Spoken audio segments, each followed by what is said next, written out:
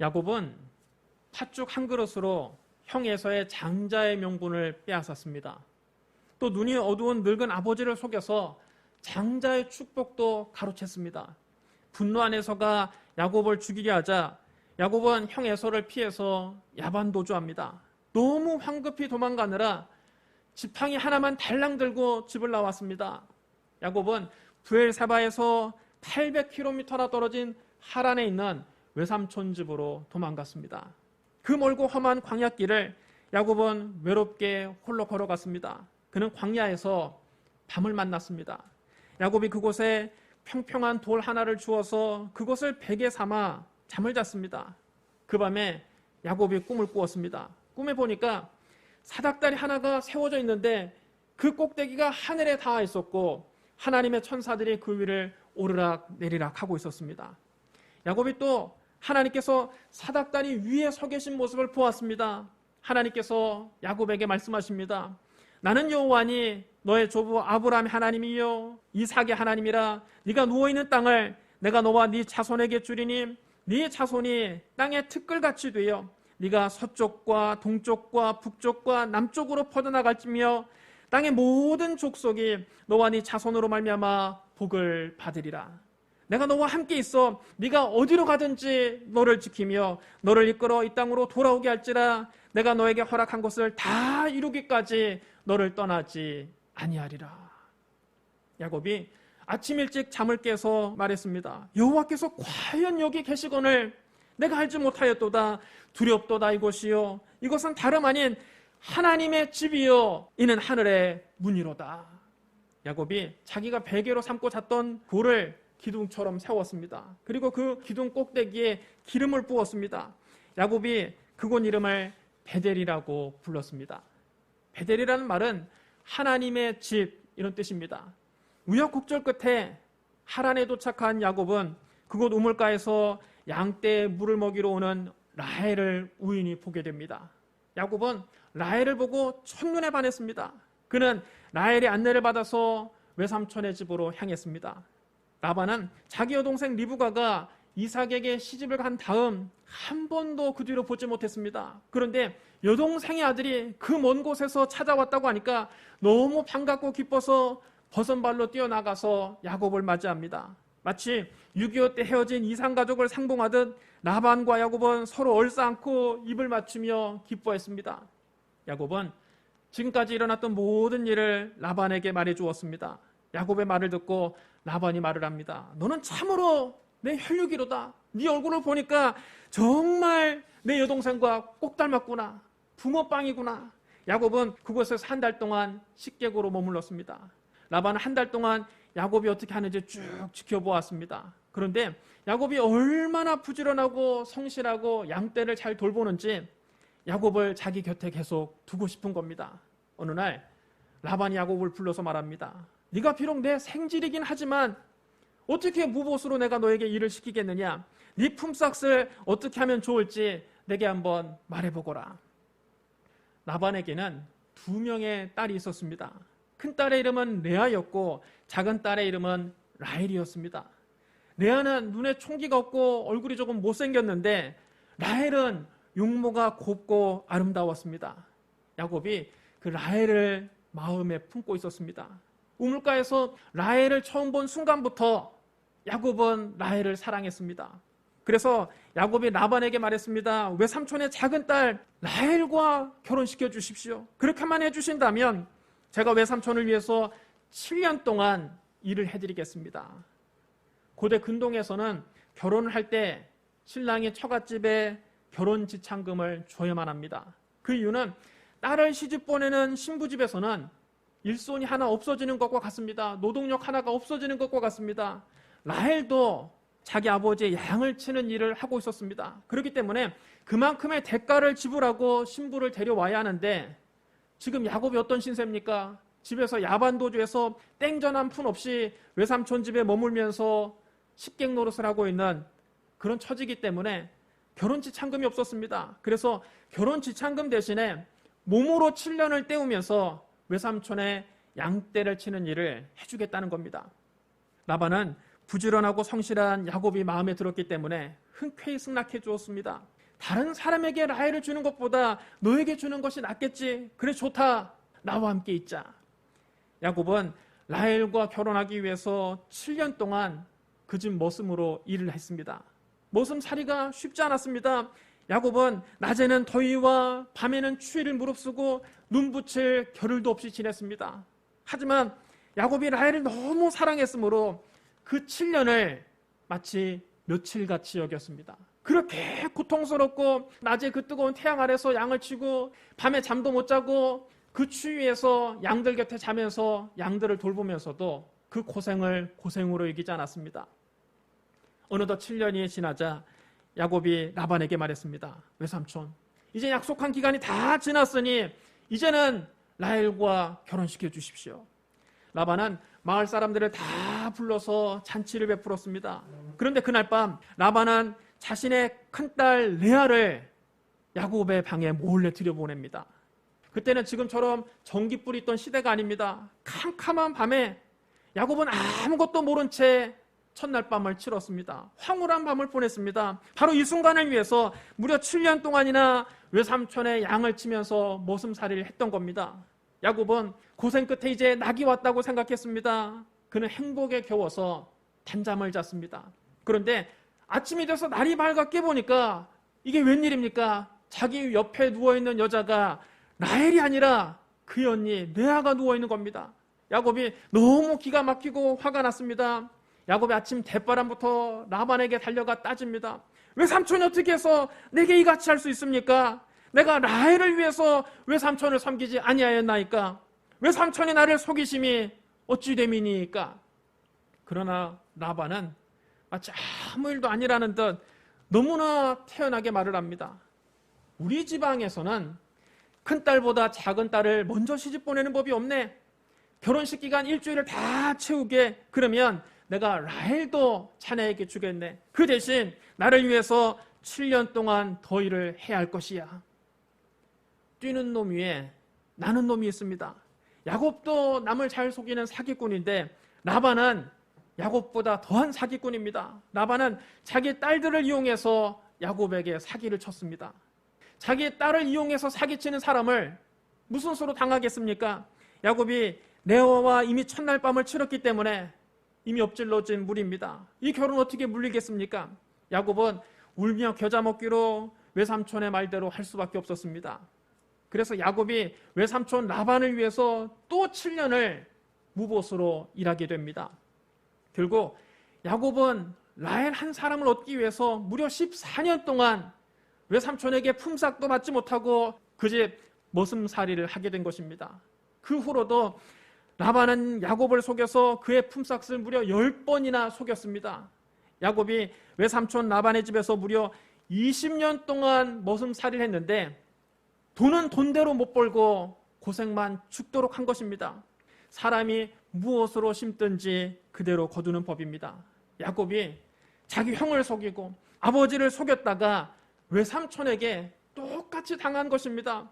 야곱이 에서의 눈에 눈물 나게 하더니 20년 동안 자기 눈에서 피눈물을 흘리게 된 것입니다. 그 사이 레아와 라헬은 경쟁적으로 자녀를 낳았습니다. 레아는 6남 1녀를 낳았습니다. 라헬은 자기 언니는 순풍순풍 자식들을 잘 낳는데 자기에게는 아이가 생기지 않자 너무나 마음이 조급해졌습니다. 그래서 자기의 몸종 비라를 야곱에게 첩으로 주어서 2명의 아들을 얻게 됩니다. 레아는 동생이 몸종을 통해서 아들을 얻는 것을 보고 자기도 자기 몸종 실바를 야곱에게 첩으로 주어서 2명의 아들을 더 얻었습니다. 나중에 하나님께서 라헬을 기억하시고 그 라헬의 기도를 들어주셔서 라헬도 아기를 낳게 해주십니다. 라헬은 요셉을 낳았습니다. 그래서 야곱은 2 아내와 2 첩과 11남 1녀를 거느린 어엿한 가장이 됐습니다. 하지만 그는 여전히 자기 재산이 한 푼도 없는 빈털터리로 처가살이를 하고 있었습니다. 20년을 눈붙일 겨를도 없이 일했는데 야곱은 여전히 빈손이었습니다. 성경은 말씀합니다. 여호와께서 집을 세우지 아니하시면 세우는 자의 수고가 헛되며 여호와께서 성을 지키지 아니하시면 파수꾼에 깨어있음이 헛되도다. 너희가 일찍 일어나고 늦게 누우며 수고의 떡을 먹음이 헛되도다. 그러므로 여호와께서 그의 사랑하시는 자에게는 잠을 주시는도다. 하나님께서 안 도와주시니까 야곱이 20년 동안 그렇게 뼈 빠지게 고생했는데 손에 준 것은 아무것도 없었습니다. 빈털털이었습니다. 라헬이 요셉을 낳았을 때 야곱이 라반을 찾아가 말을 합니다. 이제 나를 보내주십시오. 내 고향 나의 땅으로 가게 해주십시오. 내가 외삼촌을 위해서 일해오던 처자식들을 다 데리고 가게 해주십시오. 내가 외삼촌에게 해드린 일은 아마 외삼촌이 더 잘하실 겁니다. 그 말을 듣고 라반이 뜨끔합니다. 여호와께서 너로 말미암아 내게 복 주신 줄을 내가 깨달았노니 네가 나를 사랑스럽게 여기거든 여기 그대로 머물러 있거라. 라반은 야곱을 붙잡기 위해서 또 말을 했습니다. 네 품삯을 네가 정해라. 내가 그것을 그대로 주겠다. 야곱이 그때 라반에게 울분을 터뜨립니다. 내가 어떻게 외삼촌을 섬겼는지, 어떻게 외삼촌의 가축을 쳤는지 외삼촌이 아시나이다. 내가 오기 전에는 외삼촌의 소유가 적더니 이제는 번성하여 때를 이루었으니 내 팔이 이르는 곳마다 하나님께서 외삼촌에게 복을 주셨나이다. 그러나 나는 언제나 내 집을 세우리이까. 야곱이 단단히 화가 나는 것을 보고 라반은 야곱을 달래며 말했습니다. 내가 너에게 무엇을 주면 되겠느냐? 그때 야곱이 마지막 승부수를 던집니다. 외삼촌께서 내게 아무것을 주지 않아도 나를 위하여 이 일을 행하시기만 하면 내가 다시 외삼촌의 양떼를 먹이고 지킬 것입니다. 오늘 내가 외삼촌의 양떼에 두루 다니며 그 양 중에 아롱진 것과 점 있는 것과 검은 것을 가려내며 또 염소 중에 점 있는 것과 아롱진 것을 가려내리니 이 같은 것이 내 품삯이 되리이다. 후일에 외삼촌께서 오셔서 내 품삯을 조사하실 때에 나의 의가 내 대답이 되리이다. 내게 혹시 염소 중에 아롱지지 아니한 것이나 점 없는 것이나 양 중에 검지 아니한 것이 있거든 다 도둑질한 것으로 인정하소서. 흰 양이나 흰 염소 가운데 아롱진 것과 점이 있는 것과 검은 것이 태어나면 그것을 자기의 품삯으로 달라는 것입니다. 참 바보 같은 소리입니다. 멘델의 유전 법칙을 보더라도 야곱에게 너무나 불리한 조건입니다. 흰 양이나 흰 염소 가운데 얼룩덜룩한 것과 점이 있고 아롱진 것이 태어날 확률이 얼마나 되겠습니까?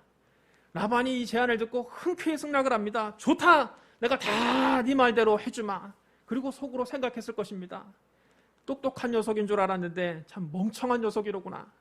바로 그날 라반은 아롱진 것과 점이 있는 것과 검은 것을 다 가려내서 자기 아들들에게 맡기고 자기 짐승과 야곱의 짐승 사이에 사흘길의 간격을 두었습니다. 절대로 섞일 수 없도록, 흰 양과 아롱진 양이 절대 만날 수 없도록 사흘길을 떨어뜨려 놓습니다.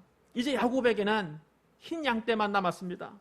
야곱은 산에 올라가서 버드나무, 살구나무, 신풍나무 껍질을 벗겨서 얼룩덜룩하게 만든 다음에 짐승들이 물을 마시고 새끼를 뵐 때 그 얼룩덜룩한 무늬를 보게 했습니다. 그렇게 했더니 신기하게도 그때부터 태어나는 새끼들은 모두 다 얼룩덜룩한 것과 점이 있고 아롱진 것이었습니다.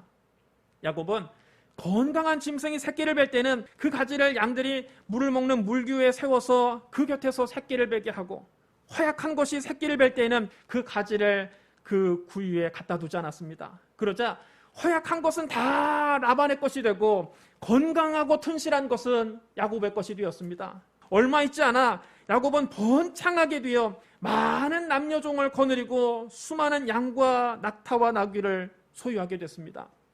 야곱이 갑자기 큰 부자가 되자 라반과 그의 아들들이 야곱을 시기합니다. 어느 날 야곱은 라반의 아들들이 하는 말을 우연히 듣게 됐습니다. 야곱이 우리 아버지의 소유를 다 빼앗고 우리 아버지의 소유로 말미암아 이 모든 재물을 모았다. 또 야곱이 외삼촌 라반의 안색을 보니까 예전 같지가 않습니다. 외삼촌이 자기를 대하는 태도가 전과 같지 않은 것입니다. 이때 하나님께서 야곱의 꿈에 나타나셔서 말씀하십니다. 네 조상의 땅, 네 족속에게로 돌아가라. 내가 너와 함께 있으리라. 야곱은 자기의 두 아내 라헬과 레아를 자기 양떼가 있는 들로 불러다가 그간의 사정을 쭉 이야기했습니다. 내가 그대들의 아버지의 안색을 본즉 내게 대하여 전과 같지 아니하도다. 그러할지라도 내 아버지 하나님은 나와 함께 계셨느니라. 그대들도 알거니와 내가 힘을 다하여 그대들의 아버지를 섬겼거늘 그대들의 아버지가 나를 속여서 품삯을 10번이나 변경하였느니라. 그러나 하나님이 그를 막으사 나를 해치지 못하게 하셨으며 그가 이르기를 점 있는 것이 네 싹시 되리라 하면 온 양떼가 낳은 것이 점 있는 것이요 또 얼룩무늬 있는 것이 네 싹시 되리라 하면 온 양떼가 낳은 것이 얼룩무늬 있는 것이니 하나님이 같이 그대들의 아버지의 가축을 빼앗아 내게 주셨느니라. 그 양떼가 새끼를 뵐 때에 내가 꿈에 눈을 들어 보니 양떼를 탄 순양은 다 얼룩무늬 있는 것과 점 있는 것과 아롱진 것이었더라. 꿈에 하나님의 사자가 내게 말씀하시기를 야곱아 하시기로 내가 대답하기를 여기 있나이다 하매 이르시되 네 눈을 들어 보라. 양떼를 탄 순양은 다 얼룩무늬 있는 것, 점 있는 것과 아롱진 것이니라. 라반이 너에게 행한 모든 것을 내가 보았노라. 나는 베델의 하나님이라. 네가 거기에서 기둥에 기름을 붓고 거기서 내게 서원하였으니 지금 일어나 이곳을 떠나서 네 출생지로 돌아가라 하셨느니라. 왜 야곱이 라반에게 그렇게 어리석은 제안을 했는지 아시겠죠? 꿈에 여호와의 사자가 야곱에게 나타나 양떼와 교미하는 순양은 다 얼룩무늬 있는 것, 점 있는 것과 아롱진 것이라는 것을 보여주신 것입니다. 야곱의 꿈에 나타난 하나님의 사자는 일반적인 천사가 아닙니다. 그는 자기를 가리켜 하나님이라고 소개했습니다. 나는 베델의 하나님이라. 야곱의 꿈에 나타난 여호와의 사자는 단순한 천사가 아니라 성자 하나님이셨습니다. 성육신 이전에 그리스도께서 야곱의 꿈에 나타나신 겁니다. 성자 하나님은 한 아기로 베들레헴에서 탄생하기 전에도 종종 여호와의 사자로 나타나셔서 당신의 사람들을 돌보셨습니다. 주님은 야곱이 라반에게 번번이 당하는 것을 보시고 그를 돌보기 위해서 하나님의 사자로 야곱을 찾아오신 겁니다. 야곱은 꿈에 주님이 보여주신 그대로 했습니다. 야곱이 아무 근거도 없이 외삼촌에게 그렇게 바보 같은 소리를 한 것이 아닙니다. 꿈에 하나님이 말씀하셨기 때문에 야곱이 그 말씀에 의지해서 승부수를 던진 겁니다. 그랬더니 순식간에 거부가 되었습니다. 야곱은 고향으로 돌아가면서 하나님께 이렇게 기도했습니다. 내 조부 아브라함의 하나님, 내 아버지 이삭의 하나님 여호와여, 주께서 전에 내게 명하시기를 네 고향, 네 족속에게로 돌아가라. 내가 너에게 은혜를 베풀리라 하셨나이다. 나는 주께서 주의 종에게 베푸신 모든 은총과 모든 진실하심을 조금도 감당할 수 없사오나 내가 내 지팡이만 가지고 이 요단을 건넜더니 지금은 2때나 이루었나이다. 여러분 따라해 주시랍니다. 지금은 2때나 이루었나이다. 야곱이 고향에서 나올 때 너무 급히 도망가느라고 지팡이 하나 달랑 들고 빈손으로 나왔는데 이제는 매우 번창해서 양떼와 노비와 낙타와 나귀가 심이 많아 2때나 이루게 되었다는 것입니다. 누가 여러분 야곱을 이렇게 번창하게 하셨습니까? 우리 주님이 풍성하게 얻게 하신 겁니다. 주님은 말씀하셨습니다. 도둑이 오는 것은 도둑질하고 죽이고 멸망시키려는 것뿐이요 내가 온 것은 양으로 생명을 얻게 하고 더 풍성히 얻게 하려는 것이라. 여러분 따라해 주시랍니다. 풍성히 얻게 하려는 것이라. 우리 주님은 풍성히 얻게 하시는 분입니다. 신약 시대에도 우리 주님은 풍성히 얻게 하셨습니다. 베드로는 갈릴리 호수에서 밤새도록 그물을 던졌지만 한 마리의 고기도 잡지 못했습니다. 베드로는 베테랑 어부였지만 물고기가 그물에 들어오지 않으니 속수무책입니다.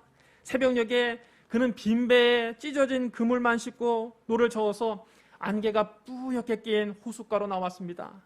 베드로는 인생의 절망을 느꼈습니다. 사는 게 너무 힘들었습니다.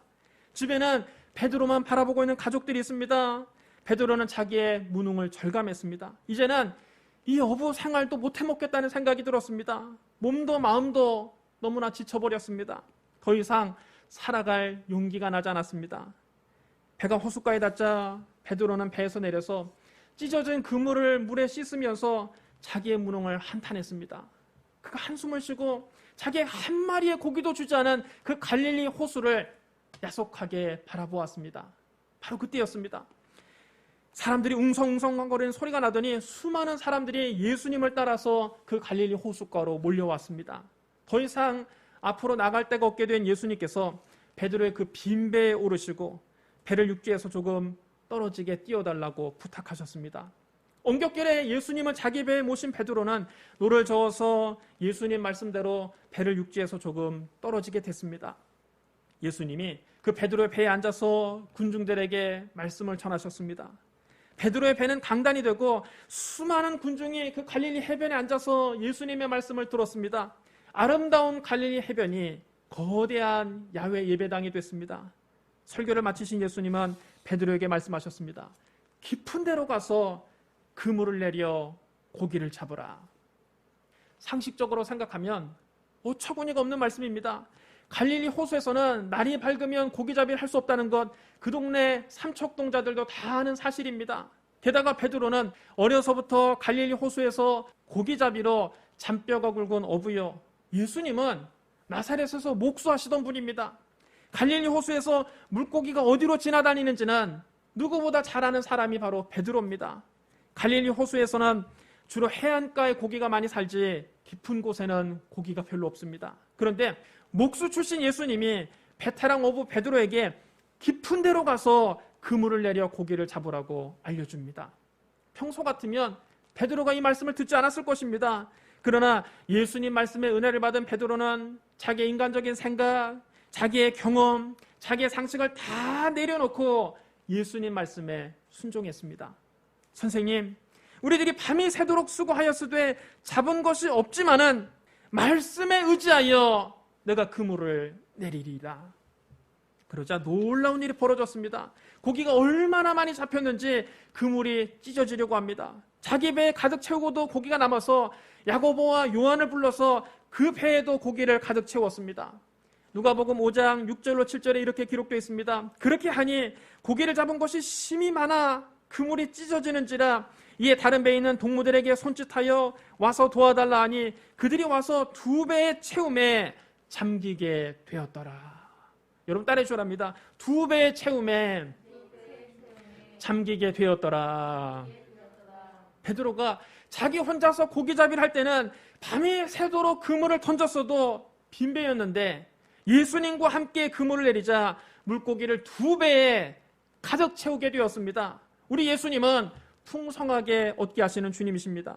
우리가 우리 인생배에 예수님을 모셔드리면 예수님은 우리의 삶을 풍성하게 채우십니다.